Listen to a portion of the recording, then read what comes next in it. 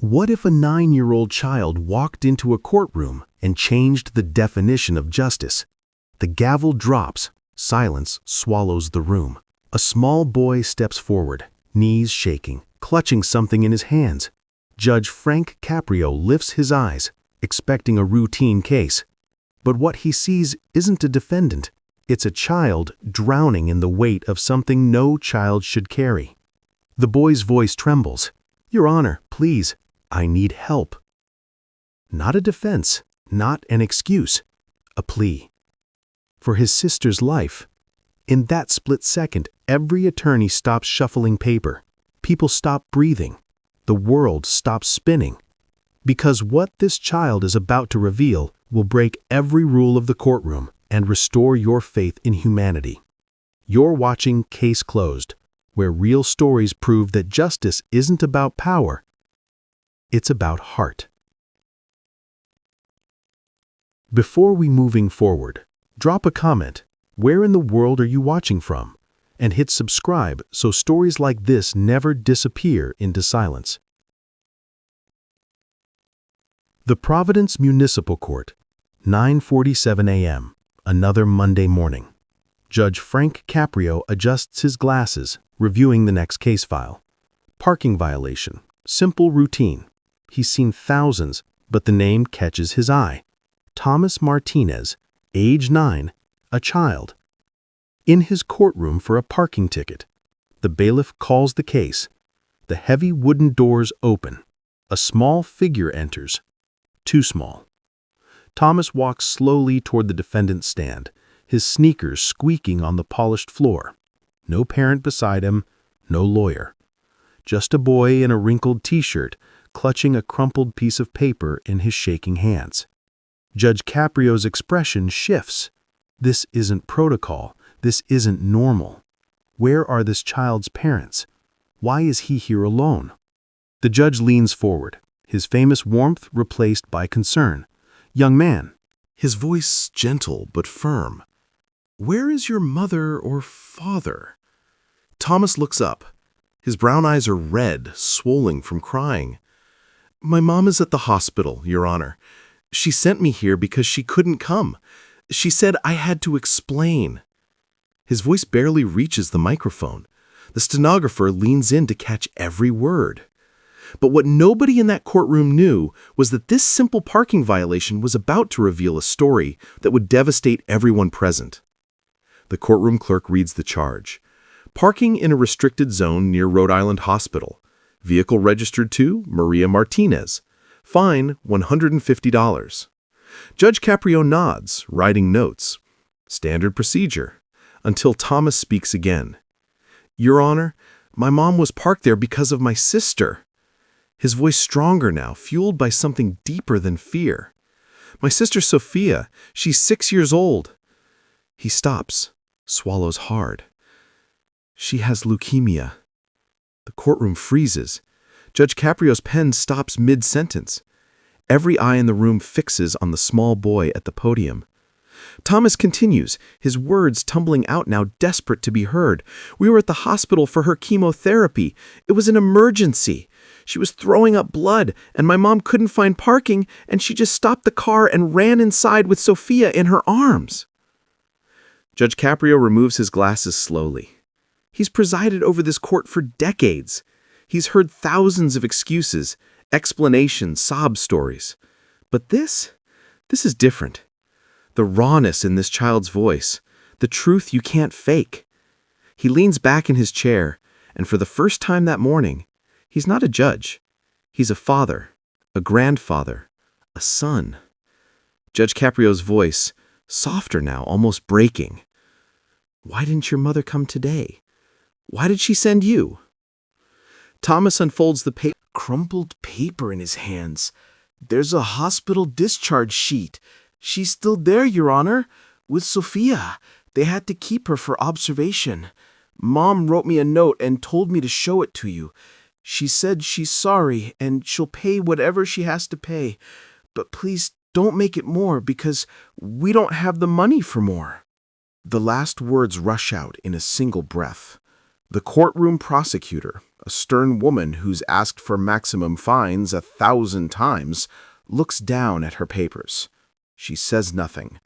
The bailiff, a veteran officer who's seen everything, shifts uncomfortably. Even the clerk has stopped typing. Judge Caprio takes the hospital paper from Thomas's trembling hand. He reads it slowly. Your admission, pediatric oncology, critical care. The words blur together, but the story is clear. He looks at the boy standing before him. This child who should be in school playing with friends, not standing in a courtroom defending his dying sister. And then Judge Caprio did something that nobody expected, something that would make this moment go viral across the world. Thomas, the judge says, his voice carrying a weight that makes everyone lean forward. I want you to listen to me very carefully. Can you do that? Thomas nods, his eyes wide. You came here today because your mother asked you to. You came here to explain why she parked where she parked. You came here to ask for mercy. Is that right? Yes, Your Honor. Judge Caprio stands up from his bench. This is unprecedented. Judges don't stand. They sit in authority, elevated above everyone else. But Frank Caprio is not like other judges. He walks around the bench, down the steps, and stands directly in front of Thomas. Eye level, human To human, father to son. Thomas, I'm going to tell you something. You are one of the bravest people I have ever seen in this courtroom. Do you know that? Thomas's lip quivers. You came here alone. You stood up here and you told the truth. You protected your mother. You explained about your sister. That takes courage that most adults don't have. The boy's tears start falling. He tries to wipe them away with his sleeve, but they keep coming. Judge Caprio reaches out, places a gentle hand on the boy's shoulder. I'm going to dismiss this ticket. You hear me? Dismissed. Your mother owes nothing. Nothing. Thomas's head snaps up. Really? You mean it? His voice filled with disbelief, hope, shock all at once. Judge Caprio smiles. That famous warm smile that's become his signature. I mean it, son. But I want to do something else. He walks back to his bench, pulls out his personal checkbook. The courtroom watches in stunned silence. What is he doing? Judges don't write personal checks in court. This isn't procedure. This isn't how the system works. But Judge Caprio isn't following the system right now. He's following his heart. He writes quickly, tears the check from the book, walks back down to Thomas. This is for your family, for your sister Sophia, for your mother. I want you to give this to your mom and tell her that someone cares. Tell her that she's not alone. He hands Thomas the check. Thomas looks at it, his hands shaking so hard he almost drops it. His eyes scan the numbers. $500. His mouth opens, but no sound comes out. He looks up at Judge Caprio, and what happens next stops time itself. Subscribe to this channel right now. Don't wait. Do it now, because what you're about to see is why millions of people around the world love Judge Frank Caprio. Thomas doesn't say thank you with words. Instead, he drops the check on the defendant's stand and throws his arms around Judge Caprio's waist.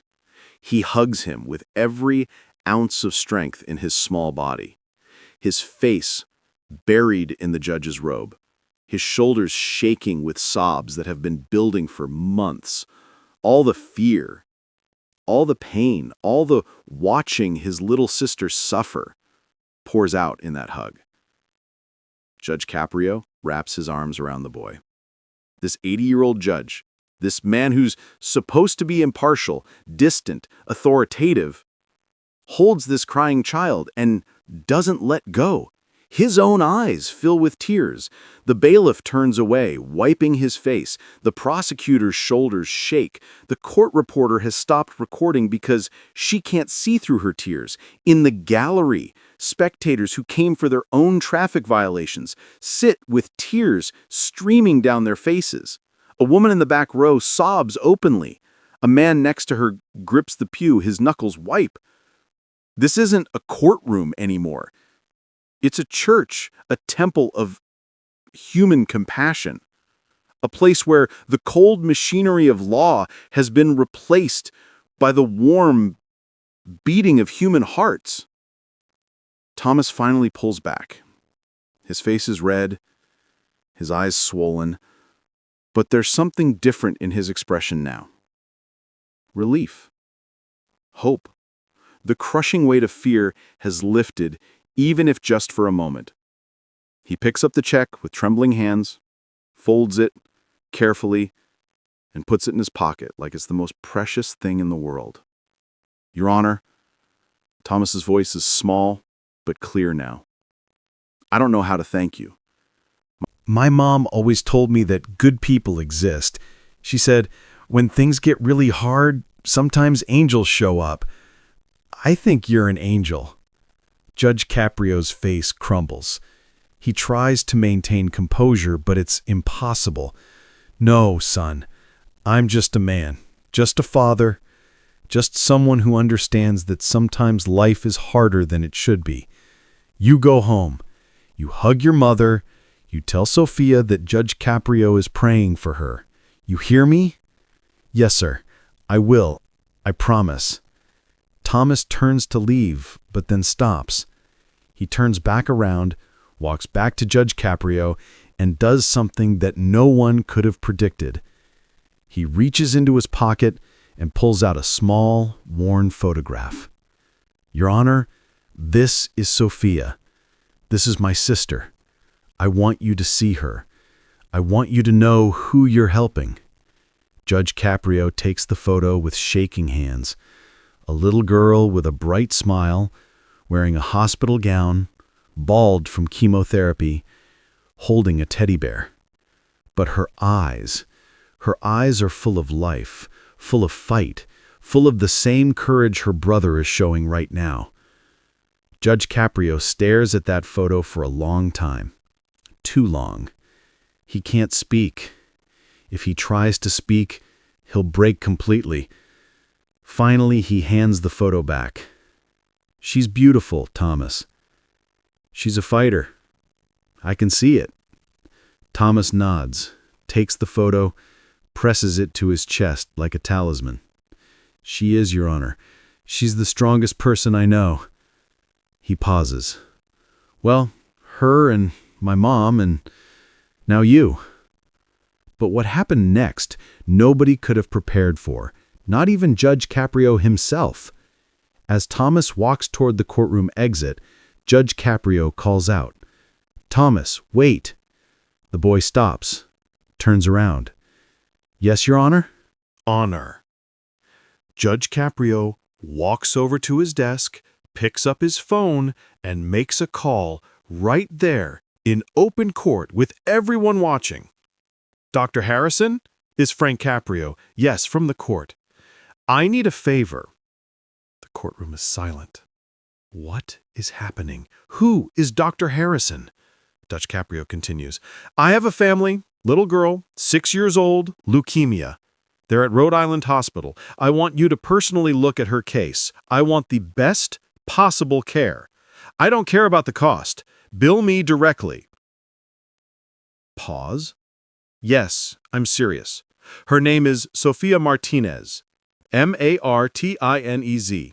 Today, right now. He hangs up, looks at Thomas, whose mouth is hanging open in shock. Your Honor, I don't understand. What did you just do? Thomas whispers. Judge Caprio smiles, but there's steel in it now. I just called one of the best pediatric oncologists on the East Coast. He's a friend of mine. He's going to make sure your sister gets every treatment she needs. The best treatment. You understand me? Thomas can't speak. He tries. His mouth opens and closes, but no words come out. His legs give out slightly, and he grabs the defendant's stand to steady himself. But we can't. We don't have money for that kind of doctor. Mom says our insurance barely covers. I said, I'm covering it. Judge Caprio's voice firm now. The judge returning, but not the harsh judge. The protective judge. The father judge. You're not paying a dime. Your mother's not paying a dime. Sophia is getting the care she needs. That's final. That's my ruling. You got it? Thomas nods, tears streaming again, but different tears this time. Not tears of desperation, tears of gratitude, tears of disbelief, tears of Joy. Thank you, he whispers, then louder. Thank you, Your Honor. Thank you so much. I don't know what to say. I don't know how to... You already said it, son. You walked into my courtroom with more dignity and courage than most adults could manage. You represented your family with honor. You loved your sister enough to stand here and fight for her. That's how you say thank you, by being exactly who you are. The bailiff has to escort Thomas out because the boy can barely walk. His legs are shaking, his whole body trembling with the emotional overload of what just happened. As the door closes behind him, the courtroom remains in absolute silence. Nobody moves.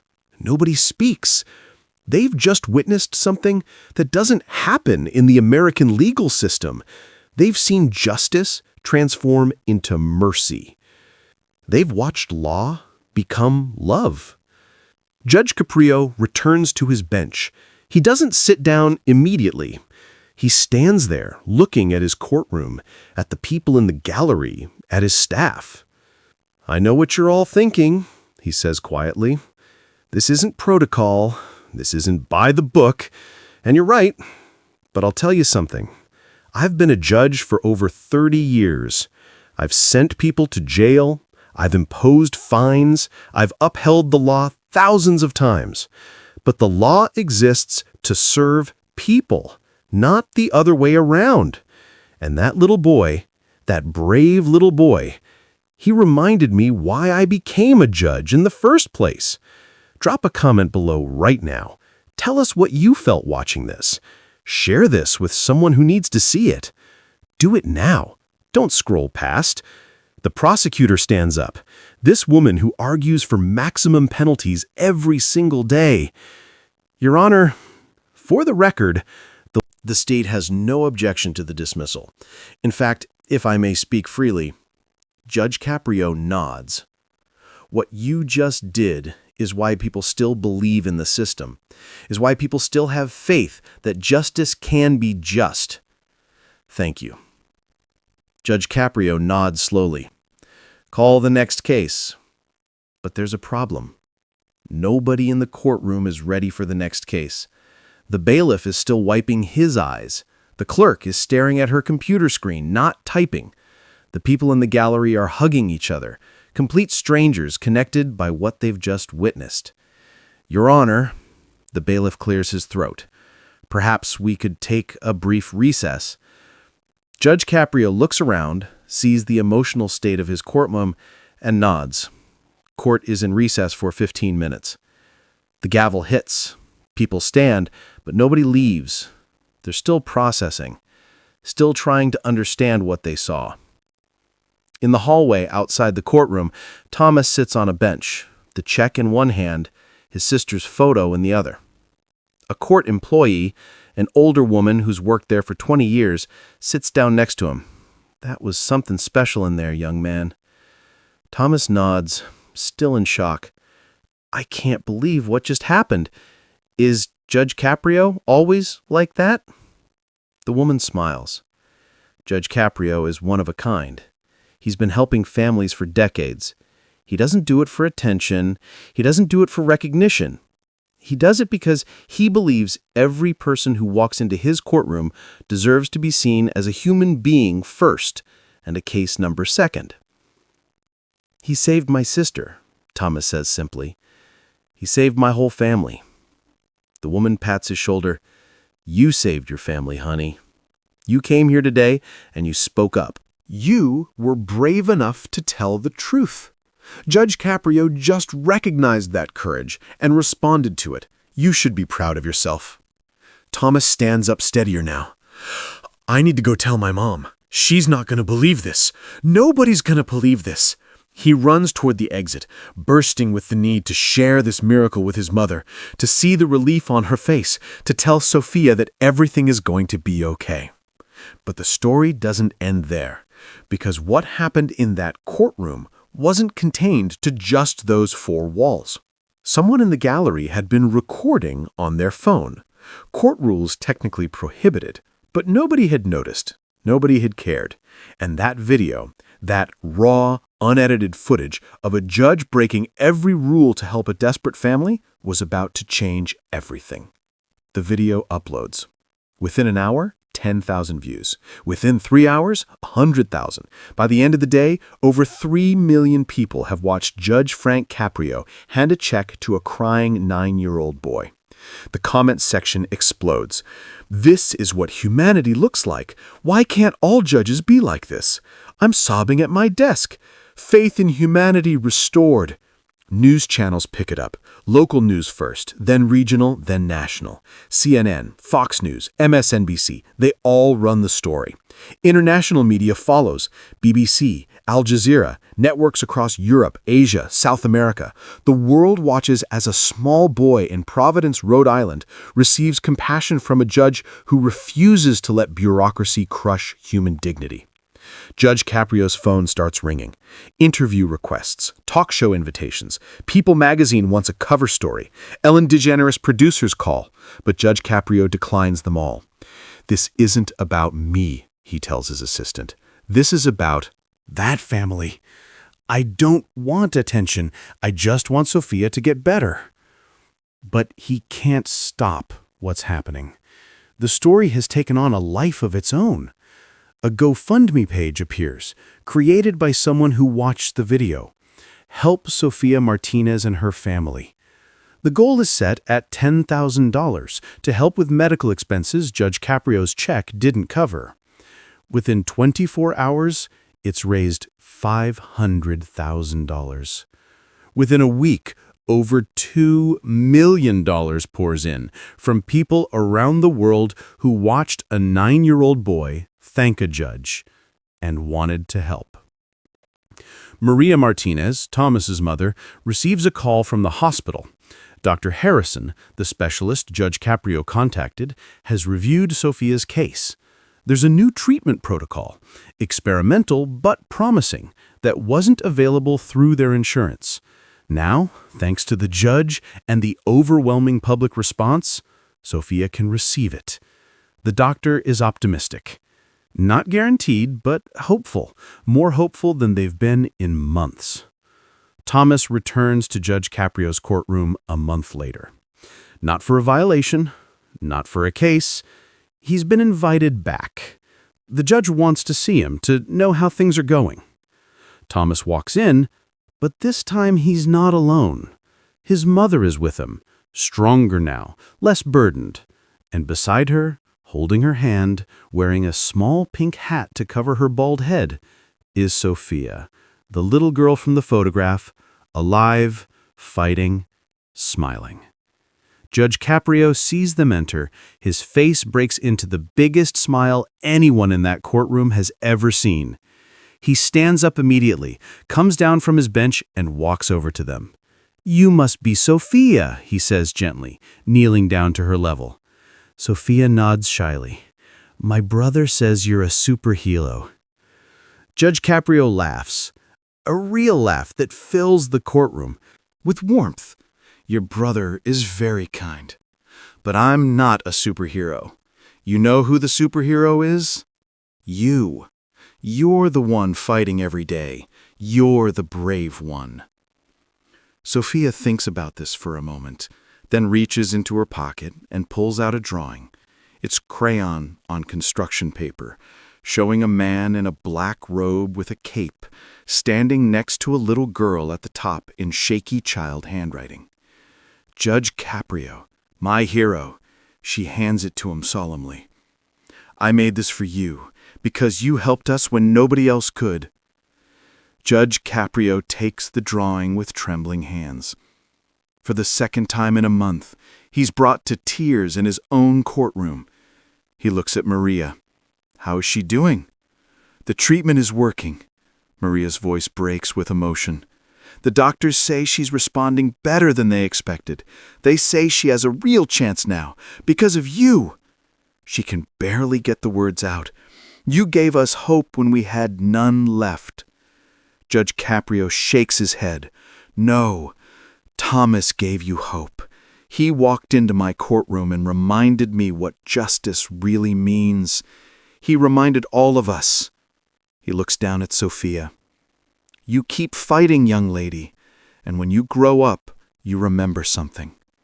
Remember that people care, that kindness exists, that even in the hardest moments, there's always hope. Sophia hugs him. Thomas hugs him. Maria hugs him. The courtroom erupts in applause. Not the polite golf clap of protocol. Real applause, standing ovation, because they've witnessed something the world desperately needs to see. That humanity still exists. That compassion isn't dead. That one person can make a difference. If the story moved you, share it right now. Subscribe to Case Closed, because the world needs more stories like this. Needs to remember that stories like this still exist. 6 months later, Sophia Martinez is in remission. The risky treatment, the one her father couldn't afford, worked. She's back in school now, laughing, running, living the life a 6-year-old is supposed to live. And Thomas? He still carries something with him every day, folded gently inside his backpack. It's not a medical report, not a bill, not a hospital wristband. It's the sketch Judge Frank Caprio drew for his sister. A simple drawing, but to a 9-year-old boy, it became proof that hope still exists. Because when the world told him no, one man knelt down to show him yes. Judge Frank Caprio doesn't just interpret the law, he humanizes it. Decades on the bench, thousands of cases, millions of hearts moved. But ask anyone who has stood in front of him, and they'll tell you the same thing. He doesn't judge the mistake. He sees the human being behind it. That is his legacy. Not the courtroom, not the rulings, not the viral moments, but the quiet, unheard of truth. Justice doesn't have to be cold to be fair. Kindness doesn't weaken the law, it strengthens it. On that morning in Providence, Rhode Island, justice didn't look like a gavel, or a statute, or a system. Justice looked like an old judge kneeling to meet a child at eye level, choosing mercy over paperwork, compassion over procedure, humanity over protocol. And a 9-year-old boy reminded the world what true justice feels like. You're watching Case Closed, where real stories prove that empathy still wins. Before you go, tell me in the comments, where in the world are you watching from? And hit subscribe, not for the algorithm, but for the reminder that kindness still matters.